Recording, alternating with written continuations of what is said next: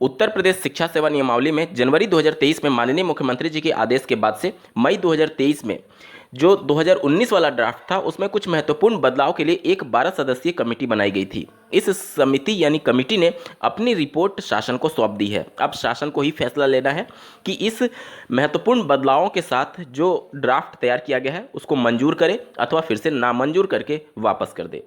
Screen पर आप एक आर्टिकल देख पा रहे होंगे, प्रयागराज में शिक्षा सेवा चयन आयोग के मुख्यालय का प्रस्ताव। एक बार जल्दी से पूरे आर्टिकल को पढ़ लेते हैं। देखिए, शासन के निर्देश पर गठित 12 सदस्यीय कमेटी ने तैयार किया विधेयक का नया ड्राफ्ट। ये विधेयक है जो कि विधानसभा से पास होकर के एक कानून का रूप धारण करेगा।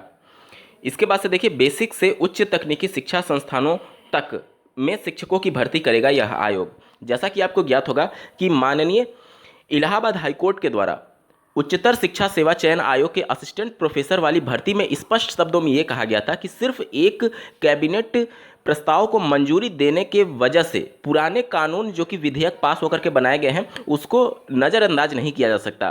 तो जब तक ये ड्राफ्ट विधेयक के तौर पर विधानसभा से पास नहीं होगा तब तक ये कानून नहीं बन पाएगा और तब तक एग्जिस्टेंस में नहीं आएगा। तो अभी जो ये ड्राफ्ट तैयार किया गया है जो कि शासन को सौंपा गया है उस पर अब अगर कैबिनेट से मंजूरी मिलती है तो इस विधेयक को फिर से पेश किया जाएगा विधानसभा में। वहां से मंजूरी और अप्रूवल के बाद ही ये एक कानून का रूप ले पाएगा। प्राथमिक से लेकर के उच्च एवं तकनीकी शिक्षण संस्थानों में शिक्षक भर्ती के लिए माननीय मुख्यमंत्री जी के निर्देश पर राज्य शिक्षा सेवा चयन आयोग गठित करने की प्रक्रिया कुछ आगे बढ़ी है। इस नए चयन आयोग के गठन की कवायद 2019 में हुई थी, तब अधिनियम भी बन गया था लेकिन अस्तित्व में नहीं आ सका। अब शासन ने मुख्यमंत्री के निर्देश पर वर्ष 2019 में बने इस अधिनियम में संशोधन एवं नए प्रावधानों सहित उत्तर प्रदेश शिक्षा सेवा चयन आयोग विधेयक का नया ड्राफ्ट तैयार कराया है। कमेटी ने नए ड्राफ्ट में इस आयोग का मुख्यालय प्रयागराज में बनाए जाने का प्रस्ताव किया है, जिस पर शासन स्तर से अंतिम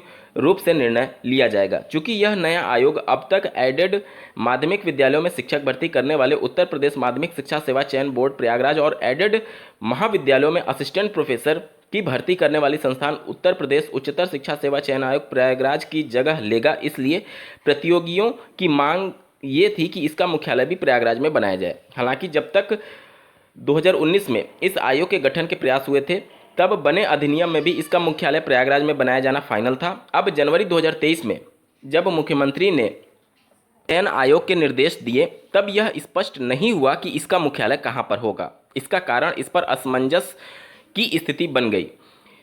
इधर 2 मई 2023 को एक आदेश में तत्कालीन अपर मुख्य सचिव के द्वारा ये लिखा गया कि उच्च शिक्षा, माध्यमिक शिक्षा, बेसिक शिक्षा, प्राविधिक शिक्षा, व्यावसायिक शिक्षा एवं अल्पसंख्यक कल्याण एवं वक्फ बोर्ड विभाग में शिक्षकों एवं प्राचार्यों, प्रधानाध्यापकों के चयन के लिए चयन आयोग अधिनियम 2019 में संशोधन का निर्णय लिया गया है। ऐसे में उन्होंने नए गठित हो रहे चयन आयोग विधेयक का नया ड्राफ्ट तैयार करने के लिए 12 सदस्यीय कमेटी गठित की। कमेटी के सदस्यों की बैठक बुलाकर के दिशा निर्देश दिए गए। इसके बाद कमेटी ने अधिनियम 2019 में संशोधनों एवं नए प्रावधानों सहित नए विधेयक का ड्राफ्ट और वर्तमान अधिनियम एवं प्रस्तावित विधेयक के ड्राफ्ट का तुलनात्मक विवरण तैयार कर उच्च शिक्षा विभाग को भेज दिया है। इस पर अंतिम निर्णय शासन द्वारा लिया जाएगा।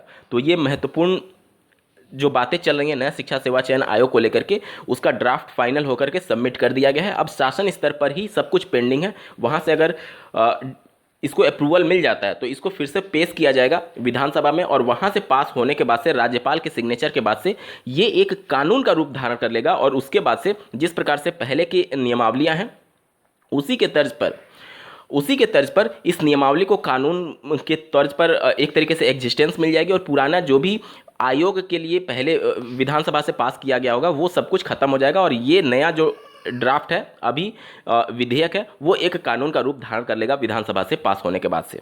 इस वीडियो को देखने के लिए आपका बहुत बहुत धन्यवाद। भगवान करे आपका दिन शुभ हो।